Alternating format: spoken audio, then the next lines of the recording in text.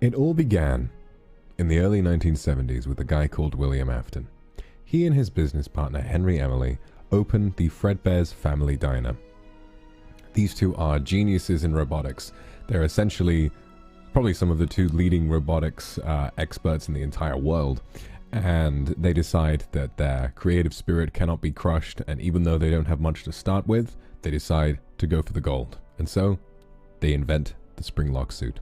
The spring-lock suit was designed to cut costs in creating the restaurant of their dreams. So, the first thing that the spring-locks did was that they were suits wearable by employees. The suits were able to be worn and used to entertain children. They were also able to be applied to an animatronic endoskeleton in order to serve as an animatronic as well. By having one suit serve both purposes, they were able to cut costs and push the restaurant even further. However, a mechanic inside of these suits, spring-lock technology, unfortunately made it so that there was a chance that these spring locks would seize up with the person inside, killing them pretty much instantly. At a similar time, Fredbear's Family Diner sells the rights of the diner and animatronics to a company that would name themselves as Fazbear Entertainment. I don't actually have a script, I'm just going completely off of what's in my head, so...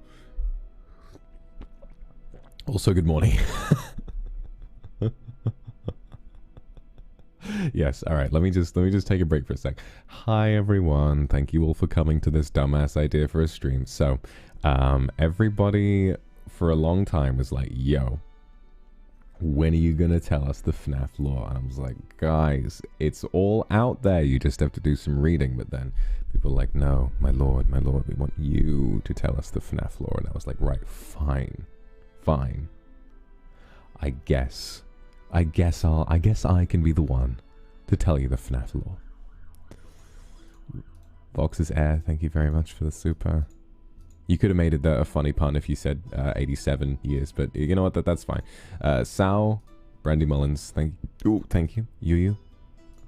Eric Emeraldson, thank you. Ooh. Oh, you're Icelandic-born American. I would translate table slammer as Bortaskilja. That is right. So yes, I am the table slammer. Alright, moving on. I wanted today to be sort of a stream where I can get out all of the things to do with FNAF that I've wanted to do for a while. So we're going to do three things. I'm going to read out the entire FNAF timeline. I'm going to do smash or pass with every single animatronic on the wiki. And I'm gonna just kind of do a regular ass kind of table discussion about my opinion on each game. Because I really don't have much... Slow mode, yes, of course. I don't have much negative to say about any of them. Like, I used to dislike Sister Location, but it's really won me over. Meow, yeah, thank you for the super. Does today's lecture will be included in the exam? Well, you better hope so. Because by the end of today, you're all going to become experts on Five Nights at Freddy's. Rice Penguin, thank you very, very much. Slow mode initiated. 9, thank you for the super. Thank you for being so very generous. Thank you so much. And Miss Daydream as well. Okay.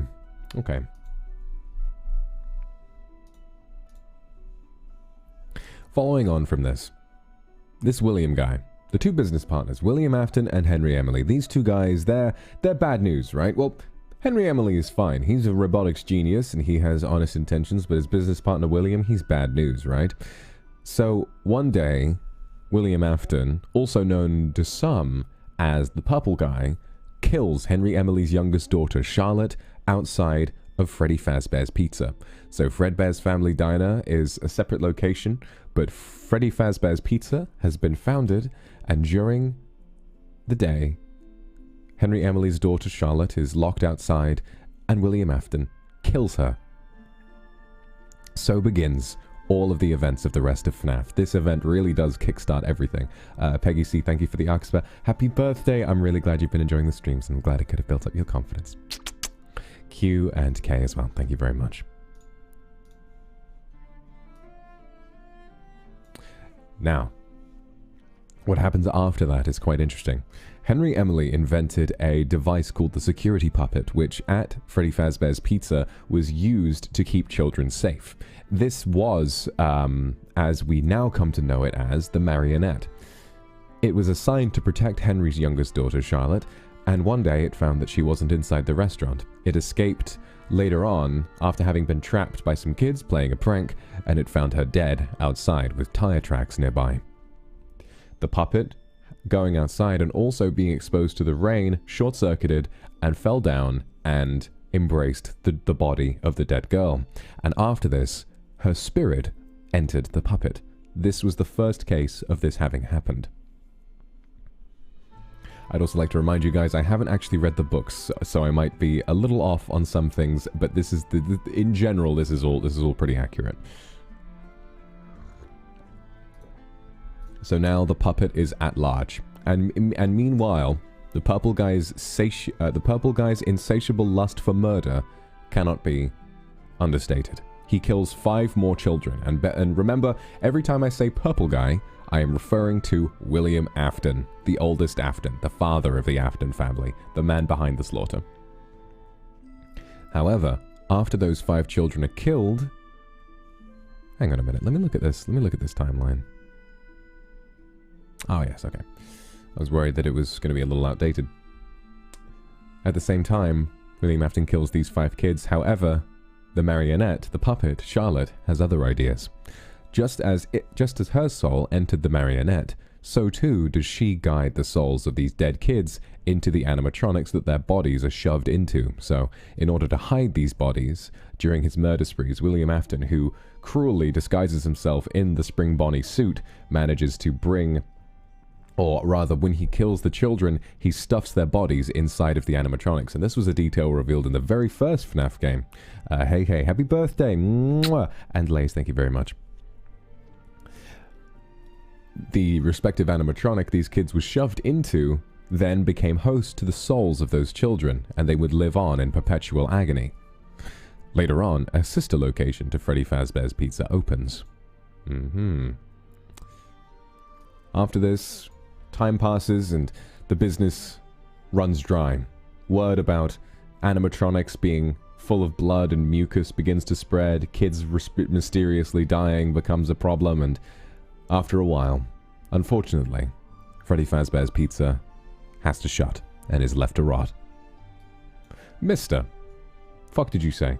When does Freddy start twerking his fat fucking ass cheeks on my screen? Well...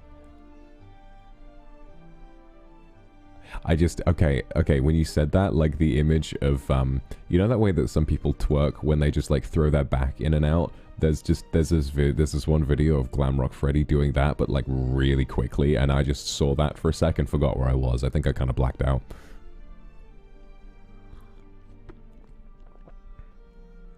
However, things aren't over, even though Freddy Fazbear's Pizza has closed.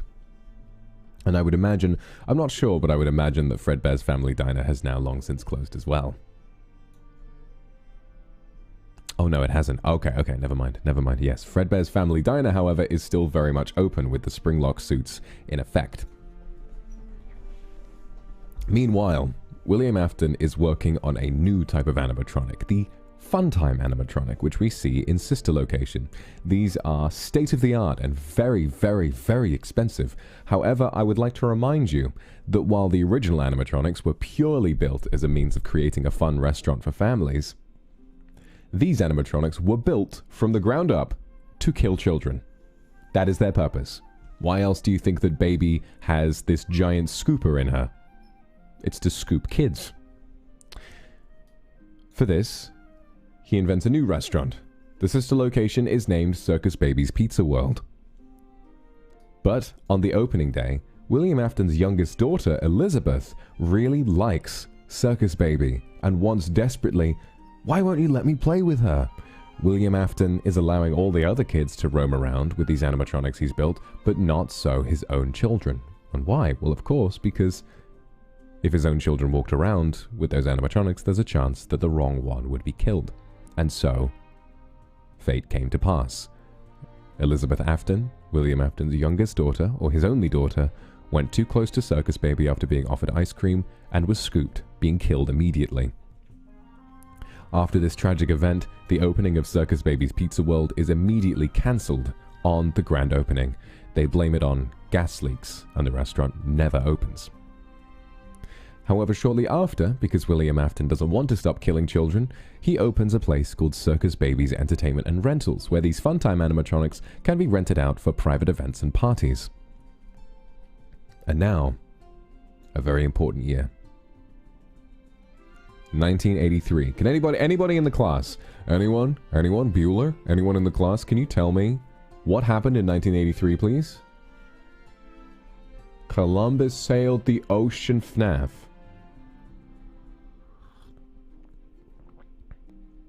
The Bite of 83. Absolutely. Very well done. Very well done. Gold star. Gold star. So, the Bite of 83. There's a lot of context to this, and it's all explained if you play Five Nights at Freddy's 4.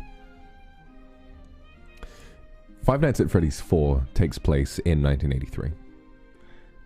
William Afton's youngest son. Some people... his name is up for debate. Some people believe his name is Evan. In the FNAF VHS series, his name is Joseph. And if you believe a later theory about Five Nights at Freddy's security breach, his name might actually be Gregory. But for the purposes of accuracy, we will simply refer to him as the Crying Child, because throughout all of his story, his name is the Crying Child. Oh, Akitsuki, are you okay? Thank you for the Arkasper. Sorry to interrupt, but I'm anxious. I didn't plan to send a super tonight. Oh, goodness me. I'm really sorry. For interrupting the FNAF lore. You're not wrong for having preferences about whether or not you would like to be touched anywhere, like even just brushing up against people on the bus.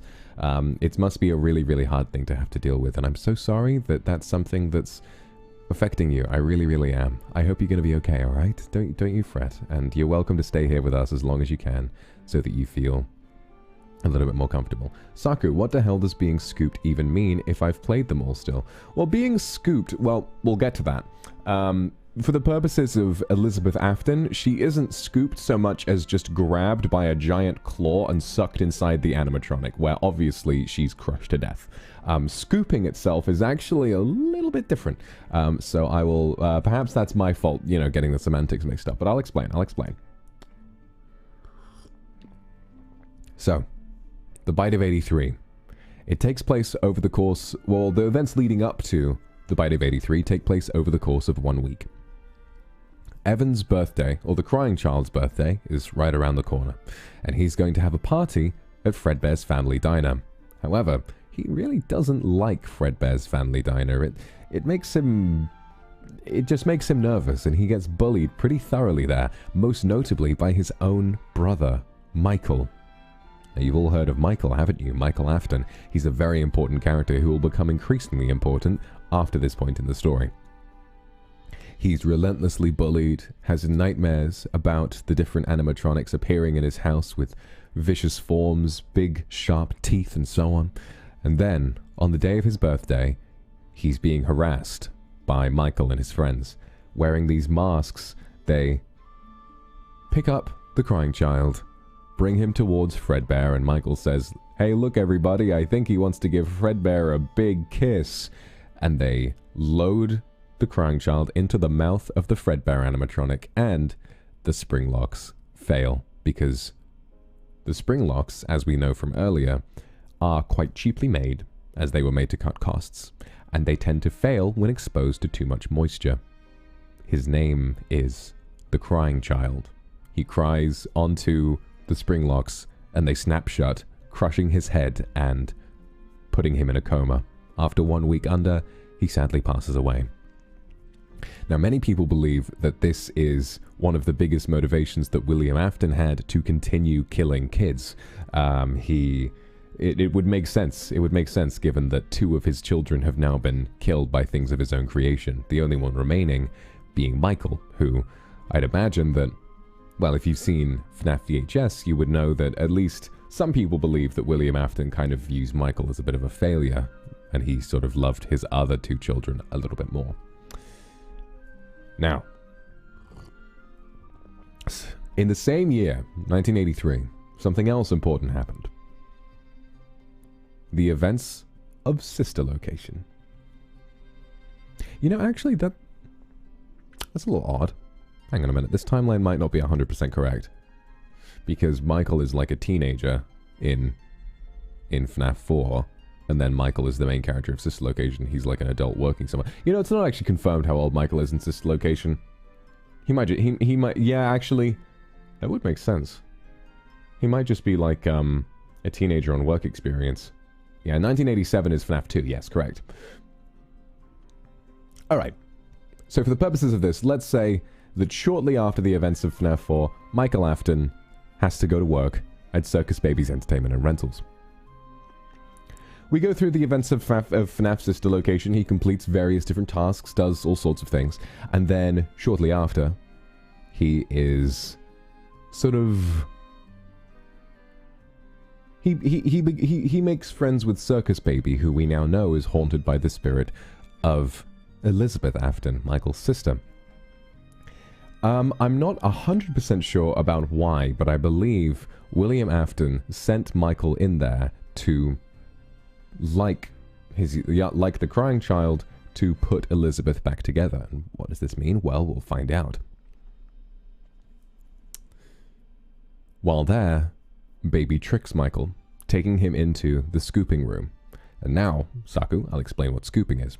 Scooping is something where normally invented as a means of getting the Funtime animatronics out of their sort of metal exoskeleton. On the inside, these Funtime animatronics are sort of a big amalgamation of wires, and in order to